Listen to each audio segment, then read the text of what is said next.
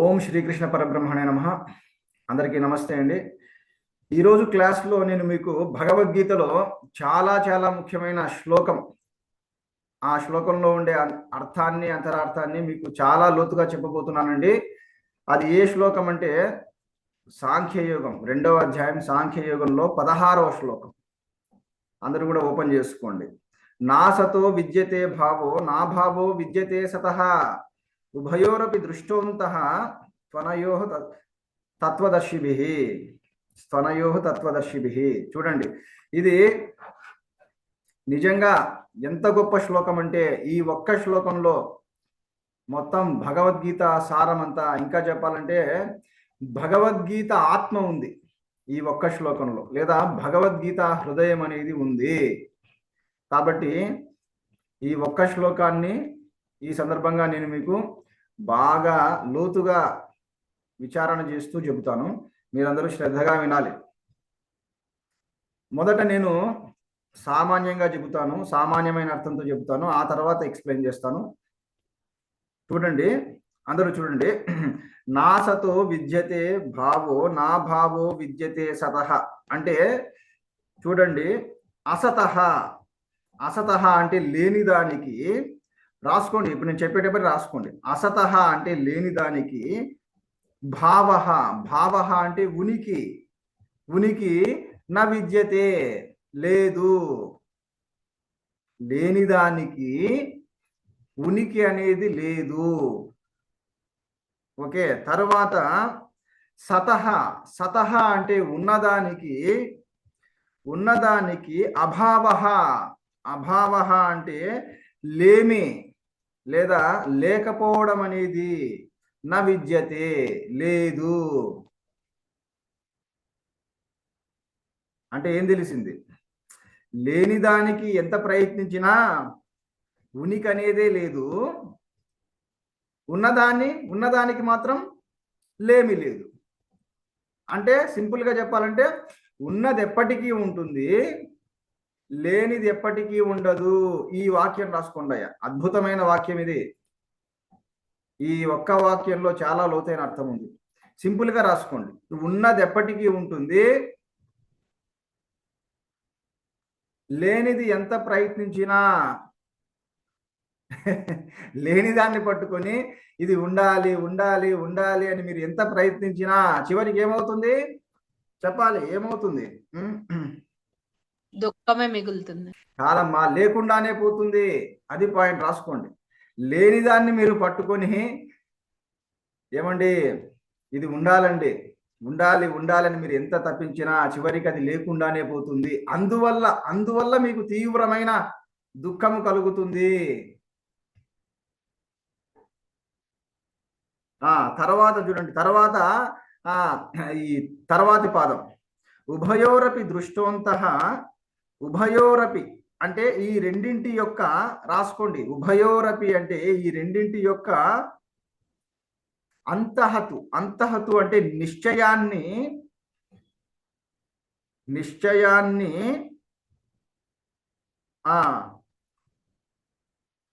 తత్వదర్శిభిః. తత్వదర్శిభిః అంటే జ్ఞానులు దృష్టః అంటే చూడగలుగుతున్నారు. తత్వదర్శిభిః అంటే తత్వాన్ని దర్శించేవారు, అంటే జ్ఞానులు. వాళ్ళు మాత్రమే ఈ రెండింటి యొక్క నిశ్చయ జ్ఞానాన్ని కలిగి ఉంటున్నారు. ఏ రెండు? ఏది ఉంటుందో ఏది లేదో ఆ విషయంలో జ్ఞానులకు మాత్రమే స్పష్టత ఉంటుంది అని చెబుతున్నారు ఇక్కడ. ఇది సామాన్యమైన అర్థం. ఇప్పుడు దీన్ని మనం బాగా విచారణ చేయాలి. ఇప్పుడు ఇంకా అసలైంది చూడండి. లేని దానికి ఉనికి లేదు, ఉన్నదానికి లేమి లేదు అంటున్నారు కదా. ఇంతకు అసలు ఉన్నదేది లేనిదేది అది మనం విచారణ చేయాలి. ఓకే, చూడండి, మీకు ఇది చెప్పడానికి ముందు ఒక ఉదాహరణ చెప్తాను. ముందు ఉదాహరణ చెబితే, ముందు దృష్టాంతం చెబితే ఆ తర్వాత దార్ష్టాంతం బాగా అర్థమవుతుంది. చూడండి, నేనేం చెప్తున్నా ఇప్పుడు, నేను చెప్పేది బాగా వినండి.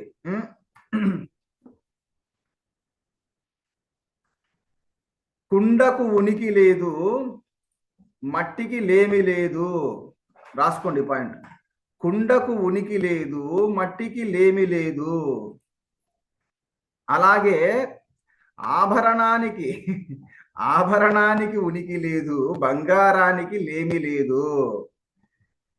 మీలో ఉత్తములైతే, మీలో ఉత్తమ విద్యార్థులు, ఉత్తమ సాధకులు ఎవరైతే ఉన్నారో వాళ్ళకి ఇప్పుడే వెంటనే తత్వం తెలిసిపోయి ఉంటుంది. అవునా కాదా చెప్పండి. మీలో పాత వాళ్ళు ఉత్తములు ఎవరైతే ఉన్నారో ఇంకా వాళ్ళకి ఇంతకంటే ఎక్కువ చెప్పాల్సిన అవసరం లేదు. చెప్పండి, అర్థమైందా లేదా? అవును గురుగారు. శరీరానికి ఉనికి లేదు. ఆగండి ఆగండి. చూడండి ఏం రాసుకున్నారు చెప్పండి. ఇప్పుడు 2 పాయింట్లు ఒకరు చెప్పండి అయ్యా, ఏం రాసుకున్నారు? కుండకు ఉనికి లేదు, మట్టికి లేమి లేదు. Very good. నెక్స్ట్ ఇంకా బంగారం ఆభరణానికి ఉనికి లేదు, బంగారానికి లేమి లేదు. అంటే దీన్ని బట్టి ఏమర్థమైంది? మీకు మట్టిలో మట్టి కుండ కనిపిస్తుంది అనుకోండి, నిజానికి అక్కడ కుండ లేదు. అది పాయింట్. కుండకు ఉనికి లేదంటే అక్కడ కుండనే లేదు అని దాని అర్థం. అయితే మీరు అడుగుతారు, కనిపిస్తుంది కదా గురువు గారు, బాగా కళ్ళకు కట్టినట్లుగా ప్రత్యక్షంగా కనిపిస్తుంది కదా కుండ, మరి మీరు ఎలా లేదంటారు అంటారు. ఆలోచించండి, మీరు బాగా చెప్పాను ఈ విషయం గురించి. అక్కడ నిజానికి ఉన్నదేది చెప్పండి? నిజానికి ఉన్నదేది? మట్టి. అక్కడ ఉన్నది మట్టి, వింటున్నారా? కాబట్టి దేనికి ఉనికి ఉంది? అక్కడ మట్టికి ఉనికి ఉంది అని చెప్పాలి. ఇది పాయింట్. కుండల అంటే కుండ కనిపించినా కూడా అక్కడ నిజానికి కుండకు ఉనికి లేదు, మట్టిలా కనిపించే కుండకు ఉనికి ఉంది. ఇది పాయింట్. రాసుకోండి, ఈ పాయింట్ రాసుకోండి. మీరు ఎలా చెప్పాలంటే కేవలము కుండకు ఉనికి లేదు, మట్టిలా కనిపించే కుండకు ఉనికి ఉంది. ఇదే అద్భుతమైన పాయింట్, ఇది అసలైన పాయింట్. రాసుకోండి ఇది. అంటే కుండకు దానిపాటికి దానికి ఉనికి లేదు. అర్థమైందా? మరి ఎలా ఉంది ఉనికి? ఆ కుండకు ఎలా ఉంది ఉనికి? మట్టిగా ఉండే కుండకు ఉనికి అనేది ఉంది. అర్థమైందా పాయింట్? ఎందుకంటే మీరు మట్టిని వదిలేస్తే అసలు ఇంకా ఆ కుండకు ఉనికి లేకుండా పోతుంది. అంటే మట్టంతా మీరు పక్కకు తీసేస్తే అక్కడ కుండ అనేది ఉండదు. అలాగే బంగారు ఆభరణాలు వాటిపాటికి అవి లేవు. బంగారమే ఆభరణంగా ఉంది. అర్థమైందా? అంటే ఉనికి, ఆ ఆభరణానికి ఉనికి ఎప్పుడు వస్తుంది ఉనికి? బంగారమే ఆభరణంగా ఉన్నప్పుడు అప్పుడు ఆభరణానికి ఉనికి. అలాగే మట్టే కుండగా ఉంది అనుకున్నప్పుడు ఆ మట్టి కుండకు ఉనికి. అర్థమైందా? ఇక్కడ పాయింట్ ఏంటంటే, మనము అధిష్టానాన్ని మర్చిపోకూడదు. ఈ పాయింట్ రాసుకోండి. అధిష్టానాన్ని మర్చిపోకూడదు అంటే మూల పదార్థాన్ని మర్చిపోయి కేవలము నామరూపాలను చూడకూడదు.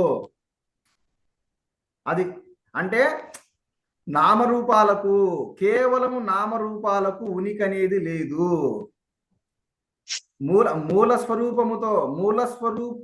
మూల స్వరూపముతో కలిపి ఉండే నామరూపాలకైతే ఉనికి ఉంది. ఈ పాయింట్ రాసుకోండి. కేవలము నామరూపాలకు ఉనికి లేదు.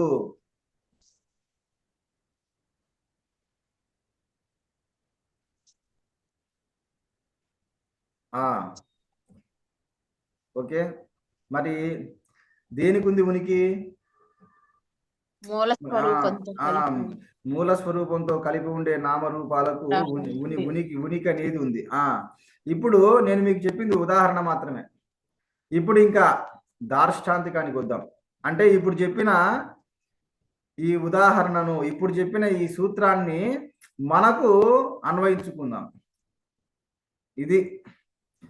ఇది ఉదాహరణల కోసం కాదు. ఆ ఉదాహరణను మనకు అన్వయించుకోవాలి. ఆ సూత్రాన్ని ఇప్పుడు మనకు అన్వయించుకోవాలి. చెప్పమంటారా? ఆశ్చర్యపోతారు, కానీ ఆశ్చర్యపోకండి. ఇక్కడ బాగా వినండి పాయింట్. ఇక్కడ నామరూపాలు లేవు, ఇక్కడ నామరూపాలకు ఉనికి లేదు, స్ఫురణకు మాత్రమే ఉనికి ఉంది. ఇంకా మీకు అర్థమయ్యేలా చెప్పాలంటే, ఇప్పుడు ఇక్కడ మోహన్ రావు అనే నామరూపానికి ఉనికి లేదు, ఇక్కడ గాయత్రి అనే నామరూపానికి, అనురాధ అనే నామరూపానికి, శ్రీనివాస్ అనే నామరూపానికి, ఇంకా అందరికీ అప్లై చేసుకోండి. ఆయా నామరూపాలకు ఇప్పుడు ఉనికి లేదు. చూడండి, మరి దేనికి ఉంది ఉనికి? స్ఫురణకు ఉంది. స్ఫురణకు ఆ స్ఫురణే ఉంది, ఆ స్ఫురణకు లేమి లేదు. దీన్ని బట్టి ఏమర్థమైంది అంటే, ఇప్పుడు మీరు నిజమా అబద్ధమా చెప్పండి? ఇప్పుడు మీరు నిజమా అబద్ధమా? అదే పాయింట్ మర్చిపోతున్నాను. మూల స్వరూపాన్ని వదిలేస్తే మీరు మీ మూల స్వరూపాన్ని మర్చిపోతే మీరు అబద్ధం. మీ మూల కరెక్ట్, మీ మూల స్వరూపంతో లేదా స్ఫురణతో మీరు కలిసి ఉంటే అప్పుడు మీరు నిజం. అంటే మీకు సత్యత్వం అనేది ఎప్పుడు కలుగుతుంది? మీ స్ఫురణను పట్టుకున్నప్పుడయ్యా మీకు సత్యత్వము. దాన్ని మర్చిపోతే అయిపోయింది, దాన్ని మర్చిపోతే ఆభాస, అసత్తులు. చూడండి, స్ఫురణను పట్టుకున్నప్పుడు మీరు సత్ అయిపోతున్నారు, స్ఫురణను మర్చిపోయినప్పుడు అసత్ అయిపోతున్నారు. అంటే ఎప్పుడైతే మీరు మీ అహం స్ఫురణను మర్చిపోయి కేవలం ఈ నామరూపాలనే చూస్తూ ఉంటారో అప్పుడు మీరు లేకుండా పోతున్నారు. వింటున్నారా? అంటే ఇంకా ఈ జనన మరణ చక్రాల్లో చిక్కుకుంటున్నారు, మరణిస్తున్నారు. ఇంకా చెప్పాలంటే మరణిస్తున్నారా? ఈ పాయింట్ రాసుకోండి. నిజంగా మీరు ఎప్పుడు మరణిస్తున్నారంటే మీ అహం స్ఫురణను మర్చిపోయి కేవలం మీ శరీరాన్ని పట్టుకున్నప్పుడు అప్పుడు మీరు నిజంగా మరణిస్తున్నారు. బా, ఏం పాయింట్ అయ్యా అసలు! రాసుకోండి, దయచేసి రాసుకోండి పాయింట్. ఇన్నాళ్ళకి తెలిసింది అసలు ఎందుకు మరణిస్తున్నాం, మనం ఎందుకు మరణిస్తున్నాం అనే దానికి పాయింట్ తెలిసింది. రాసుకున్నారా ఎవరన్నా ఒకరన్నా? చెప్పండి, ఎందుకు మీరు మరణిస్తున్నారు, మరణించబోతున్నారు? చెప్పండి, ఎందుకు చెప్పండి.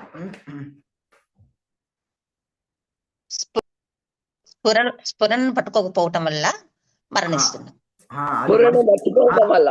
అట్లా అదొక్కటే కాదు, రెండోది చెప్పాలి. స్ఫురణను అది కాదమ్మా, స్ఫురణను మర్చిపోయి ఈ నామరూపాల్లో చిక్కుకోవటం వల్ల, అది స్ఫురణను మర్చిపోయి ఈ శరీరమే నేను అనుకోవడం వల్ల, రెండు కలపాలి. అందువల్ల మరణిస్తున్నారు. అంటే ఫస్ట్ ఏమవుతుంది? ఫస్ట్ అజ్ఞానం వల్ల ఏం జరుగుతుందంటే మన అసలైన రూపాన్ని మర్చిపోతున్నాం. మన అసలైన రూపాన్ని మర్చిపోవడమే పెద్ద నష్టం అనుకుంటే దానికి తోడు ఇంకో నష్టము తోడైంది దానికి. మన అసలైన రూపం ఎప్పుడైతే మర్చిపోయినామో ఇంకా కల్పిత రూపాన్ని పట్టుకుంటున్నాం. ఇది ఎలా ఉంటుందంటే మన ఇంటి అడ్రస్ను మర్చిపోవడం నష్టమైతే రాంగ్ అడ్రస్కి వెళ్ళిపోవడం అది ఇంకో పెద్ద నష్టం. అలా ఉంది మన పరిస్థితి. కాబట్టి మొదటి నష్టం ఏమిటి? మన అసలైన రూపాన్ని మర్చిపోవడం, అంటే మన స్ఫురణను మర్చిపోవడం. అంటే నేను సాక్షిని, నేను దృశ్యాన్ని కాదు, నేను సాక్షిని అని మర్చిపోవడము మొదటి నష్టం అయితే, రెండో నష్టం ఏమిటి? ఈ దృశ్యమే నేను, కనిపించే ఈ దృశ్యమే నేను, లేదా కనిపించే ఈ శరీరమే నేను అని ఆ శరీరానికి అతుక్కుపోవడం అనేది అది రెండో పెద్ద నష్టం. అది ఈ రెండు నష్టాల వల్లే మనము మరణిస్తున్నాం. అంటే ఏమవుతుంది? మరణంలో మన తెలివి తప్పుతోంది. నిజమైన మరణం ఏమిటో తెలుసా? తెలివి తప్పడం. రాసుకోండి, ఈ పాయింట్ రాసుకోండి. అసలు మరణంలో ఏమవుతుందో తెలుసా? మొట్టమొదట మన తెలివి తప్పుతుంది. మృత్యు అనేది వెంటనే మన ప్రాణాలను తీసుకెళ్ళదు. వింటున్నారా? మృత్యుదేవత లేదా కాలయముడు వెంటనే మన ప్రాణాలను తీసుకెళ్ళడు. దానికంటే ముందు ఏం చేస్తాడు? మన తెలివిని తప్పిస్తాడు. చూడండి ఆ మృత్యు ఎంత తెలివైనదో చూడండి అయ్యా. మనం బతికినంత కాలము నా అంత తెలివైనోడు లేడు, నా అంత మేధావి లేడు అనుకుంటూ బ్రతుకుతున్నాం. కానీ ఆ మృత్యు ఎంత తెలివైనదంటే ముందు మీ తెలివిని తప్పిస్తుంది. మీరు ఏ తెలివిని చూసి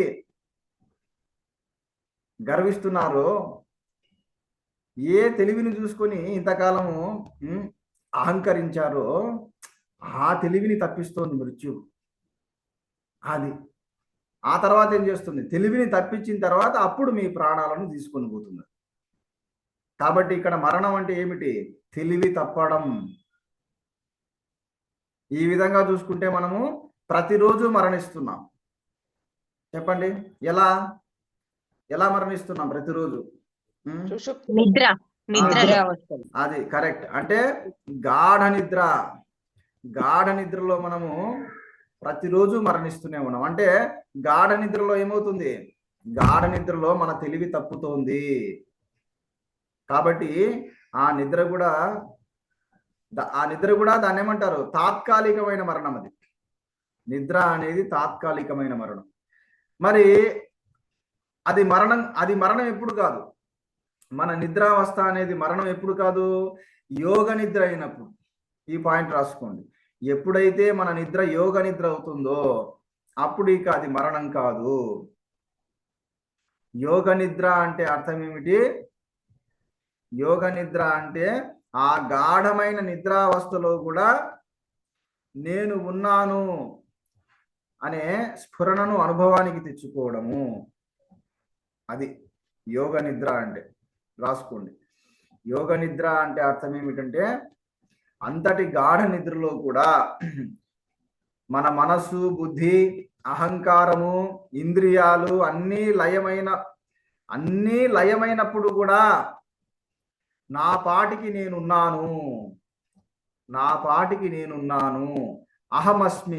అహమస్మి అనేటటువంటి ప్రజ్ఞ కలిగి ఉండడమే యోగ నిద్ర. చూడండి అయ్యా, ఎంత గొప్ప విషయము. ఇప్పుడు కూడా మనలో ఆ స్ఫురణ ఉందా లేదా? నేను ఉన్నాననే స్ఫురణ ఇప్పుడు మనలో ఉందా లేదా? చెప్పండి. చెప్పండి. ఉందండి. ఉంది. అలాంటప్పుడు గురువు గారు మరి ఇది కూడా యోగ నిద్రతో సమానం కదా అనకండి. ఎందుకంటే ఇప్పుడు మన కర్మేంద్రియాలు, జ్ఞానేంద్రియాలు, మనస్సు, బుద్ధి, అహంకారము అన్నీ యాక్టివేట్ అయి ఉన్నాయి, అన్నీ మేలుకొని ఉన్నాయి. అందువల్ల మనము వాటన్నింటినీ కలుపుకొని నేను ఉన్నాను అనుకుంటున్నాం. ఈ పాయింట్ బాగా వినండి. ఇప్పుడు నేను ఉన్నాను అని చెప్తున్నామంటే మొత్తం ఈ శరీరమే నేను అనుకొని ఈ మొత్తం ఇప్పుడు నేను చెప్పిన ఇంద్రియాలు, మనస్సు, బుద్ధి మొత్తం ఈ శరీరాన్నంతా కలుపుకొని నేను ఉన్నాను అంటున్నాం. అది అసలైన స్ఫురణ కాదు. ఏది అసలైన స్ఫురణ? ఎప్పుడైతే మన కర్మేంద్రియాలు, జ్ఞానేంద్రియాలు, మనస్సు, బుద్ధి, అహంకారము, చివరికి మన ప్రాణము, మనలో ప్రాణాపాన వాయువులు కూడా నిశ్చలమైపోతాయో అప్పుడు ఇలా అన్నీ నిశ్చలమైపోయినా, ఇలా అన్నీ జడమైపోయినా అలాంటి స్థితిలో కూడా అహమస్మి అనేటటువంటి స్థితిలో, అనేటటువంటి స్ఫురణలో మనం అనుకోగలిగితే అదయ్యా అది సమాధి స్థితి, అది యోగ నిద్ర. బా, ఇంతకాలానికి అసలు యోగ నిద్ర అంటే ఏమిటో ప్రాక్టికల్గా చెప్తున్నామే. ఇంకా నేను చెబుతూ ఉన్నప్పుడే మీకు దాని స్పర్శ తగలాలి. చెప్పండి, కొంచెమైనా సోకుతుందా ఆ యోగ నిద్ర స్పర్శ? చెప్పండి. అది కాదు, ఎప్పుడైనా అసలు ఊహించుకున్నారా మీరు? అంటే నా కర్మేంద్రియాలు అంటే ఏమిటి? వాక్, పాణి, పాద, పాయు, పశ్చేంద్రియాలు అంటే ఇంద్రియాలంటే మళ్ళీ మీరు పొరపాటు పడకండి. మన శరీరంలో బయటికి కనిపించే ఆ గోళకాలు కాదు. బాగా వినండి, ఈ సందర్భంగా చెబుతున్నాను ఈ పాయింట్. మనలో మాట్లాడే శక్తి, చూచే శక్తి, వినే శక్తి, నడిచే శక్తి, ఇవన్నీ లయమైపోయినా అలాగే మన మనస్సు, ఆలోచించే మనస్సు లయమైపోయినా, బుద్ధి లయమైపోయినా, మనలో ఆడే ప్రాణ అపాన వాయువులు క్రమక్రమంగా తగ్గుతూ ఎవరండి దయచేసి ఏం చేస్తున్నారమ్మా? నేను చెప్పేది వినండి అమ్మా. మీరు ఏదేదో అంతా మీరు ఆపరేట్ చేస్తున్నారు. దయచేసి వెళ్ళిపోండి అలాంటి వాళ్ళు. ఏమండి స్క్రీన్ మీద ఏమైనా కనిపిస్తున్నాయి మీకు? మీరు దయచేసి వినండి ఫస్ట్. ఇటువంటి పాయింట్స్ ఎప్పుడు దొరకవండి. దయచేసి ఫ్లో పోగొట్టకండి అయ్యా. నాకు ఫ్లో పోతే ఇది ఈశ్వరా